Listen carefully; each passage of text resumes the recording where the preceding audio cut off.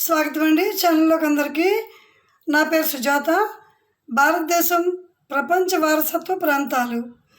ప్రపంచంలో ఎన్నో జాతులు, వాటన్నింటికీ అనేక సంస్కృతులు, మరెన్నో సంప్రదాయాలు. కాలం గడిచే కొద్దీ వాటిలో కొన్ని కనుమరుగు కావచ్చు.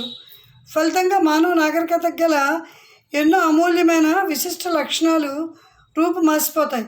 అలాంటి సంస్కృతిని రక్షించేందుకు 1946లో ప్యారిస్లో ఓ సంస్థ ఏర్పాటు చేశారు.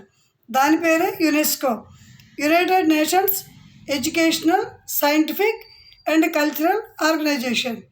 ఐక్యరాజ్య సమితికి అనుబంధ సంస్థ అయిన ఈ యునెస్కో వివిధ దేశాలలో జాతి, మత, భాష, వర్ణ, లింగ వివక్ష లేకుండా విద్య, వైజ్ఞానిక, సాంస్కృతిక సేవలను అందిస్తుంది.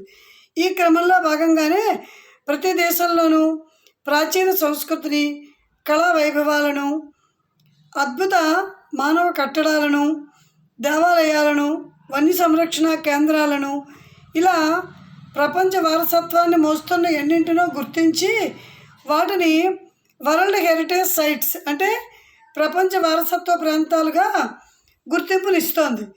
వాటి పరిరక్షణని రాబోయే తరాలకు అందించేందుకు తగిన చర్యలను కూడా చేపడుతోంది. అలా మన దేశంలో 1983 నుంచి నేటి వరకు సుమారు 23 ప్రాంతాలని గుర్తించగలిగింది. అవి ఏంటంటే, మహారాష్ట్రలోని ఔరంగాబాద్ సమీపంలో ఉండే అజంతా ఎల్లోరా గుహలను తొలిసారిగా యునెస్కో 1983లో గుర్తించింది. హిందూ, బౌద్ధ మతాలకు చెందిన బొమ్మలు, శిల్పాలు ఇక్కడ ఎన్నో ఉన్నాయి. ఇవి బౌద్ధారామాలు. అనేక చిత్రాలు, గోడల మీద బుద్ధుడి జీవిత చరిత్రను తెలిపే అనేక చిత్రాలు గీయబడి ఉన్నాయి.